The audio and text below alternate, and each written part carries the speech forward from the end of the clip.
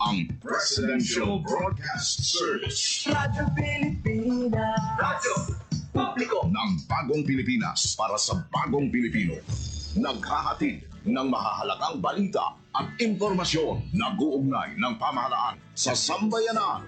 Tulay sa himpapawid ng serbisyo publiko. Radyo Pilipinas. Radyo Publiko. Ang boses ng Pangulo sa Iloilo. Radyo Pilipinas. 585 AM. Oras mo alas 4 sa isa hapon. Gikan sa hulog balitaan sa PBS Radyo Pilipinas, Iloilo. Gintipon sa bukos na pwersa sa News and Public Affairs Division. Mga pagsaysay sa mga hitabo o aksyon, mga pananawan, kag desisyon, mga hibubunon sa apektuhan na sektor, mga dalagpong nga balita, diri sa Iloilo. At mga bahin sa Kabisayan nagkatunggan. Mga balita nga natipon sa sulod sa naligan na 24 oras. Inyo mapatian sa Headliners Watch. Kagkaroon, yari ang inyong PBS News Team.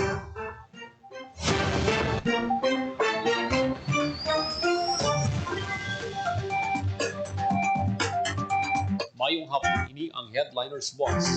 Huwebes, Mayo 15, tuwing 2025.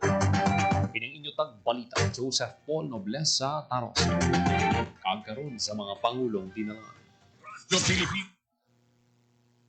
Headline. Iloilo LGU ginaproseso ng benteng bigas meron na program sa administrasyon ni PBBM. Headline. Tarang nga nagdalaog nga kandidato sa Negros Occidental na proklamar na pinilian sa lugar relatively peaceful sunod sa COMELEC NIR. Headline. Defensor de Buque perpekto nga tandem para sa good governance sunod kay Congressman Nonoy Defensor. Headline. Masobra duha ka tonelada nga campaign materials na hakot sang GSO sa syudad sang Iloilo sa ginpatigayon nga baklas operation. Headline. Ceremonial signing para sa bulk water supply project sa tunga sang Aboitiz Infra Capital Incorporated kag Iloilo City Government ginhiwat. Headline. Kagkaron sa detalye na sang aton mga balita. Radyo Pilipinas. Radyo Pilipinas News. Handa na sang lokal nga panguluhan sang Iloilong pagpatuman sang benteng bigas meron na program sang karon nga administrasyon ni Presidente Ferdinand R. Marcos Jr. May 19 milyones pesos nga ginpain ng LGU Iloilo para sa nahinambitan nga programa sunod kay Governor Arthur Defensor Jr. Mayara sila sang consignment agreement aprobahan sang sangguniang palalawigan kag ginapreparar naman ang logistics. Ibaligya ang bugas sa Kadiwa Center kag target ng mga benepisyaryo ang mga pamilya nga undernourished ang kabataan kag pwede mapalapad ang programa depende kung paano ma-develop sang gobyerno nasyonal. Ginpahayag ni Defensor nga ang pamaligya sang bugas kabahin sa mas dako nga programa sang hybrid rice program sang probinsya kag giangot man sa ilang nutrition program ang 20 pesos kada kilo nga bugas sa ka-emergency measure nga temporaryo o kung mangin permanente depende sa direksyon sang gobyerno nasyonal. Ginaangot ni Defensor ang benteng bigas meron na program sa programa sang probinsya nga sipag at tiyaga for more progress sa bagong Pilipinas nga iyaman padayunon nga nagatuyo nga malabot ang food security and security interventions for more progress Iloilo. Radyo Pilipinas. Radyo Pilipinas News. Sa naproklamar na ang tanan nga nagdalaog nga kandidato bag-ulang natapos ng eleksyon sa Negros Occidental nakipang Bacolod City. Sunod kay Commission on Elections Negros Island Region, Assistant Regional Director Attorney Josel Macute, natapos na sa Provincial Board of Canvassers kahapon Mayo 14 ang proklamasyon sang tanan nga kandidato sa Negros Occidental dugang ni ARD Macute nangin relatively peaceful ang pinilian sa Negros Occidental sa bunga tuig. Patag niya, inibangod mangluwas sa shooting incident sa Salay City, wala na sa may nabalag nga major election-related incident sa Negros Occidental king kalipay man ni ARD Macute masapiyak sa mainit nga paniyempo mas madamo nga nigrensyang nagpakigbahin sa piniliay.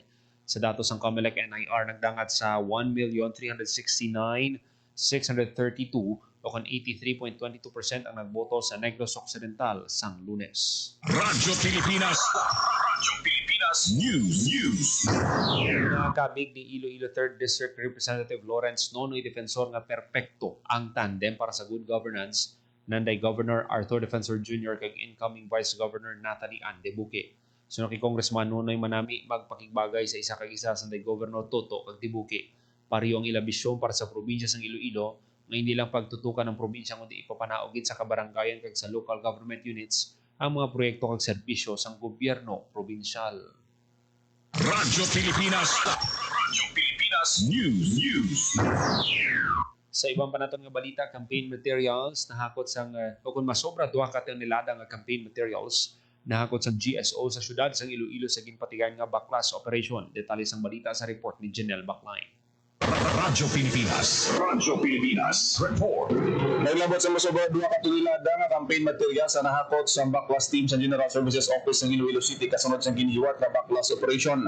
Suno kay Iloilo City General Services Officer Engineer Neil Rovena, Mayo 13 sa sila ang nagsugod sa clearing operation sa nagapanguna nga mga lugar kasubong sang plaza, public places kag iban pa nga madamo sang tarpaulin kag campaign materials.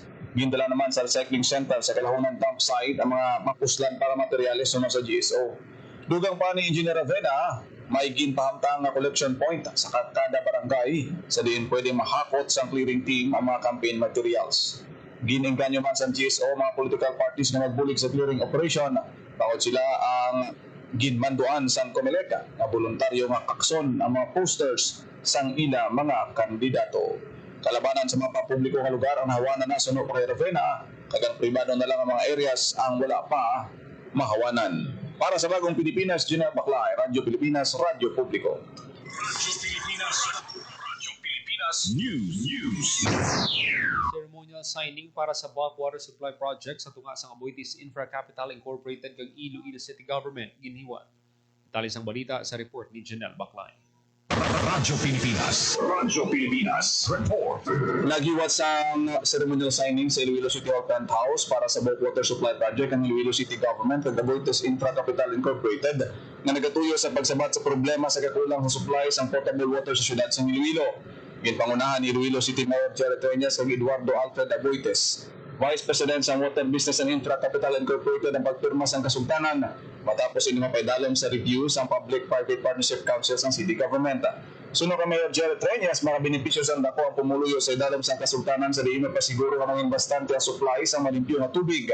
Dugang man sa alkalde nga ang tubig ang isa sa nagapanguna kinahanglanon sa syudad kaya nagataas pagid ang demand sinibangod sa padayon man nga pagsanyog sa economic activities.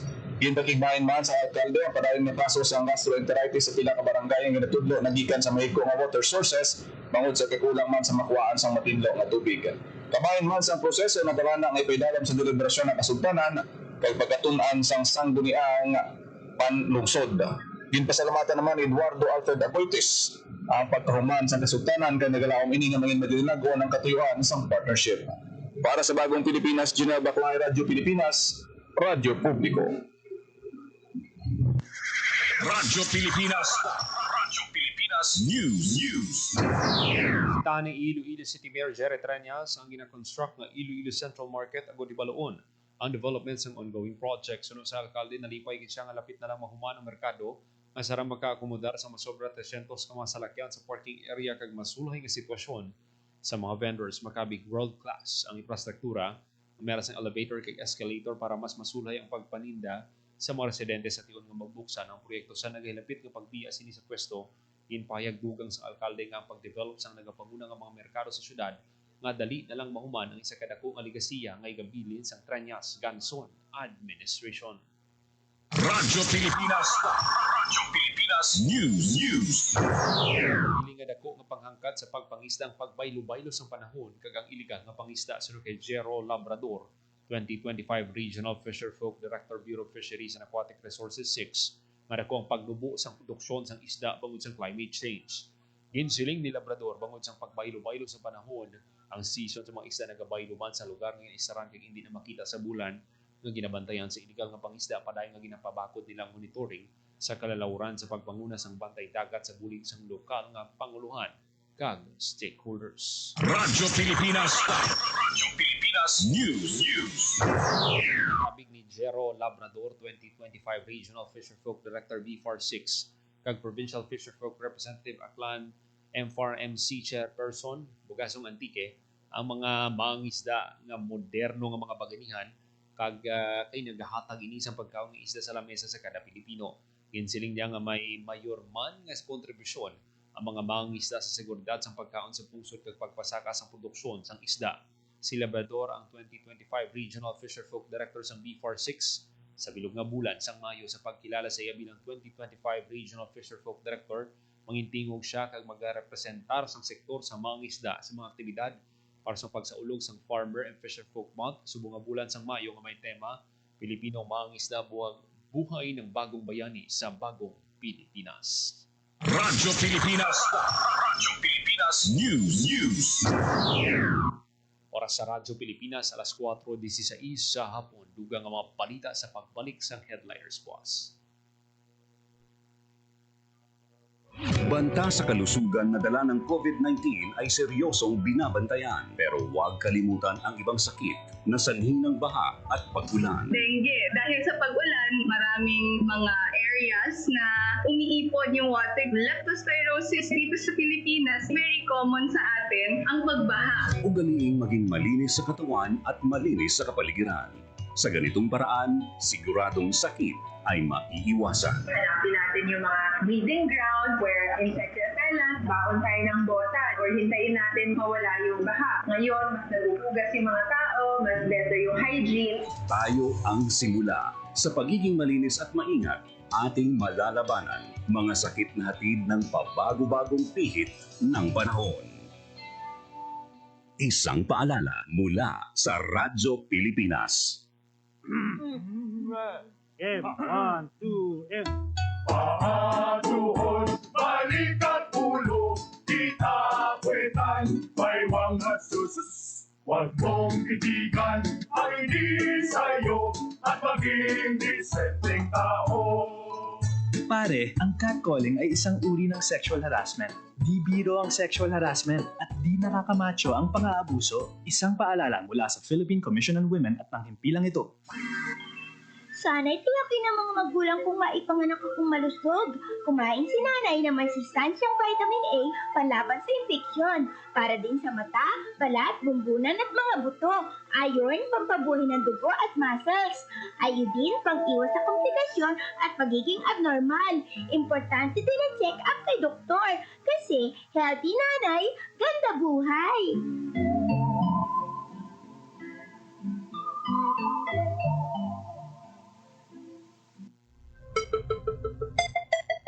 Ang violence against women and their children o VAUC ay isang krimen at hindi isang pribadong usapin lamang. Ito ay nakasaad sa Rule 3, Section 6 ng Republic Act 9262 o Anti-Violence Against Women and Their Children Act of 2004.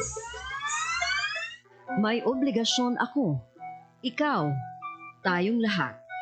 And vow now. It's our duty. Ang paalalang ito ay hatid sa inyo ng Philippine Commission on Women at ng himpilang ito.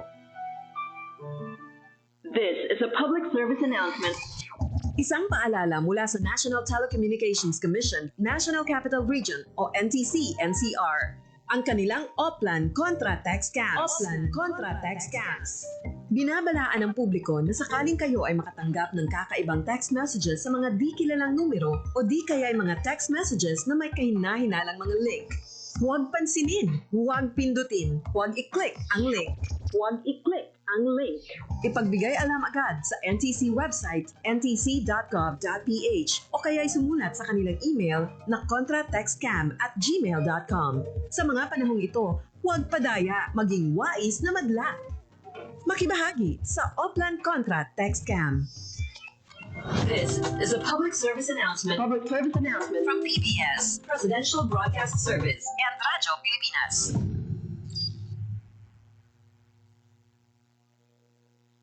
Maging mapanuri, huwag maging biktima. Ito ang karanasan ni Joanna, Elena at Shona.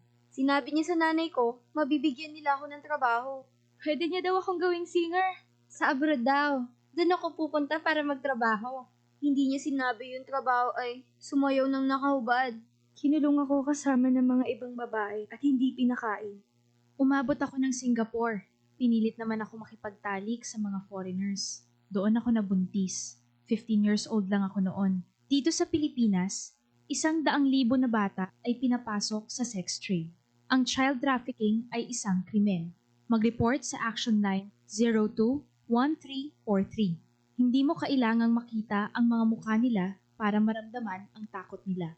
Isang paalala mula sa ECPAT Philippines, Interagency Council Against Trafficking, PIA at nang himpilang ito.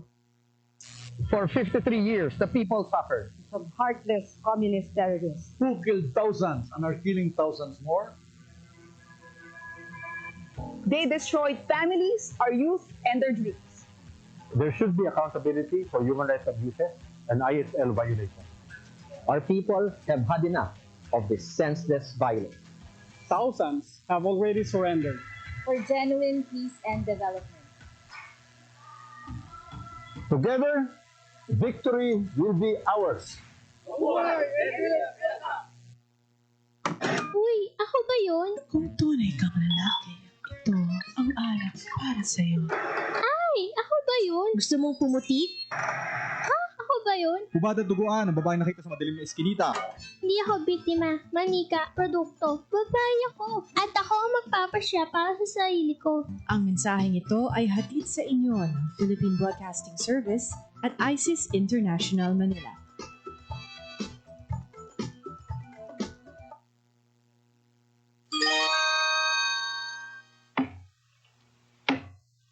Kuya Bistik, bakit mo pinuputol ang bakawan? Panggatong bitoy. Mabuti ang bakawan. Maningas pag natuyo. Sabi ng teacher ko, mahalaga daw ang bakawan. Oo. Sabi ng teacher ko, dito nangingitlog, lumalaki, at nagpaparami ang ibang mga isda. Pati alimango sa mga hipon. Bakit sa kabilang barangay ginawa ng palaisdaan at resort ang bakawan nila? Kaya nga raw umuunti ang nahuhuli nating isda at mga lamang dagat dito. Dapat daw, parusahan ang mga namumutol ng bakawan. Sabi ng teacher mo yon? Hindi. Sabi ni Lolo yon. Lagot! Ayan na si Lolo. Alagaan ang ating mangrove areas. Hindi mapapalitan ng fish pond, hotel at mga resort ang maraming pakinabang ng mga tao mula sa mga mangrove forest. Paalaala mula sa Integrated Environmental Management for Sustainable Development Program, DENR, at ng palatuntunan ito. Radyo Pilipinas. Radyo Pilipinas. Radyo Pilipinas News. Sa aton nga mga balita, ginpabutyag ni Governor Toto Defensor ang bugos nga suporta sa gobyernong provincial para sa mga Ilonggo athletes kapag pasakop sa 2025 palarong pambansa sa Ilocos Norte. Sa pag-compete sa mga athletes, nag-courtesy visit ang girls basketball team halin sa Kalinog, Iloilo agad magpangabay sa suporta sa gobernador para sa palarong pambansa. Sunod kay Defensor, may 12.3 million pesos nga pundo ang ginpain ang probinsya para sa delegasyon ng Iloilo sa palarong pambansa. Ang nasamit nga pundo pagagamiton sa kinahanglanan sa mga athletes, coaches kag support staff. Ang palarong pambansa ang pag-iwaton sa Mayo 24 tubtob Hunyo 2, 2025. Radyo Pilipinas. Radyo Pilipinas News. Sa mobile receiving of application ng Civil Service Commission ni Iloilo sa nanuway-tuway nga distrito sa bunga bulan sang Mayo tubtob Hunyo. Nagud mas mapadasig ang pag-apply sa mga luwig magkuha sa August 10, 2025 career service examination para sa professional kag sub-professional level eligibility. Sa Mayo 20 lauman ang mobile application sa ISFIS Poblacion Campus sa Barota Cuevo kag sa Mayo 22 sa City of Pasig Arena. Sa Mayo 28 hiwaton nini sa ISET Umiagao Campus samtang sa Mayo 29 sa Niso Sara Campus sa Hunyo 2. Bantayan nini sa Barota Viao People's Hall samtang sa Hunyo 3 sa Carles Municipal Lobby. Magasaylo ini sa Leon Municipal Gym sa Hunyo 4 kag sa Hunyo 5 sa WVSU Lambunao Campus. Matapos ang paghiwat sa mobile receiving of application sa Mayo 13 kag 14, magabalik ini sa SM City Iloilo sa Hunyo 9 tubtob 11. Ginatag ni CSC Western Visayas Regional Information Officer Kate Luv Heliangarin ang mga interesado nga magkuha sa examination sa Agosto sa Iloilo Testing Center ang mahimog yapon mag-apply sa talatapan sa CSC Iloilo Field Office. Radyo Pilipinas. Radyo Pilipinas News. Sa ibang panaton nga balita, antes mabusog sa seafood sa Roa City, mabusog ani ang mga mata sa mga turista sa maduagon nga mural nga nagasugata sa ila airport.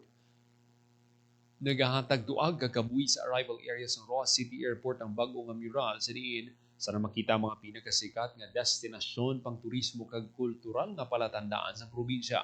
Pareho sang Lake Tinon Falls sa Bayuyan President Rojas, Hinulugan Falls sa Tabunacan, Pilar, Baybay Beach kag Mantalinga Island sa Baybay Rojas City, Santa Monica Church kag Panay Bell sa Poblasyon Panay, Agtalin Shrine sa Dulangan, Pilar kag Sacred Heart of Jesus Shrine sa Dinginan, Rojas City. Araman ang Palina Greenbelt Eco Park kag ang Bulak sang Labog para sa Panay Bukidnon Indigenous Peoples. Natigay ng mural pag sa pagbinuligay sang Art Association of Capiz nga ginabugusan sa mga local artists nga sanday Roberta Miranda Ballar, Frederick Roldan, Jerome John Abian, Marius P. Alayon, Cyrus D. Asarcon, Joan Joy Bermejo Catalan, Shakia Chu Kestol, MC Christian Bernas, kag Miranda Rubing Balyar. Yung pasidunggan man sa obrang Palina Greenbelt Eco Park. Ang Surambao nga tradisyonal nga gamit pangisda, ang kasanag sang dagat kag kadalagaan sang kapi sa marine resources kag ang bulak sang labog sa kabulak nga may kahulugan para sa Panay Bukidnon Indigenous Peoples. Radyo Pilipinas News. Sa pagsaulog sang Mangan Festival kag Provincehood Anniversary sang probinsya sang Guimaras, mag-extend ang biyahe sa mga sakayang dagat nga may ruta Iloilo City Guimaras vice versa sumugod Mayo 16 to Mayo 25 ang biyahe sa mga fiber vessels Hordan Parola vice versa kag Buena Vista Parola ang ika-extend las 10 sa gabi tugtub alas 2 sa kaagahon sa masunod nga adlaw. Samtang ang biyahe sa mga Rora vessels ang ika-extend tugtub 12 midnight.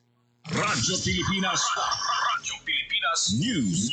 Para sa Radyo Pilipinas alas 4:27 sa hapon.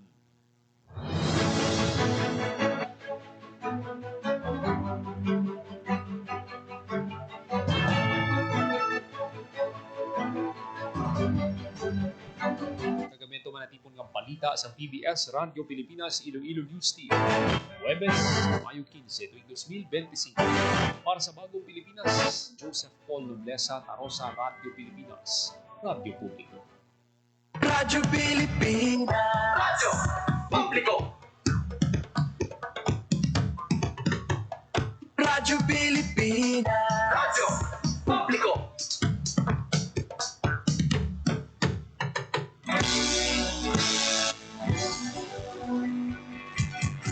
Mahalagang mga balita, napapanahong impormasyon.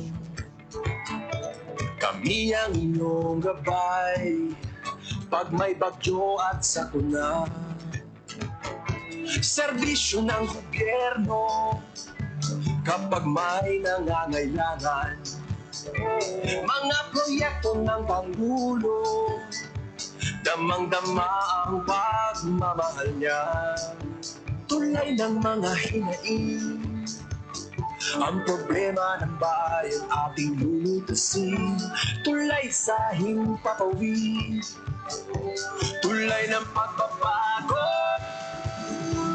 Radyo Pilipinas, ng bagong Pilipinas. Radyo Pilipinas, ng bagong Pilipino. Mga proyekto ng Pangulo, damang-dama ang pagmamahal niya.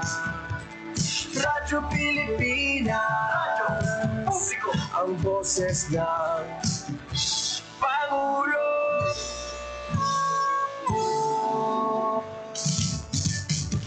Karamay niyo kami, kahit malayo man kami nakakarating. OFW magsasaka, buhay ay iba't iba, san mang lugar ng bansa natin. Tulay ng mga hinaing, ang problema ng bayan ating lulutasin. Tulay sa himpapawid, tulay ng pagbabago. Radyo Pilipinas, ng bagong Pilipinas. Radyo Pilipinas, ng bagong Pilipino. Mga proyekto ng Pangulo, damang-dama ang pagmamahal niya. Radyo Pilipinas, ang boses ng Pangulo.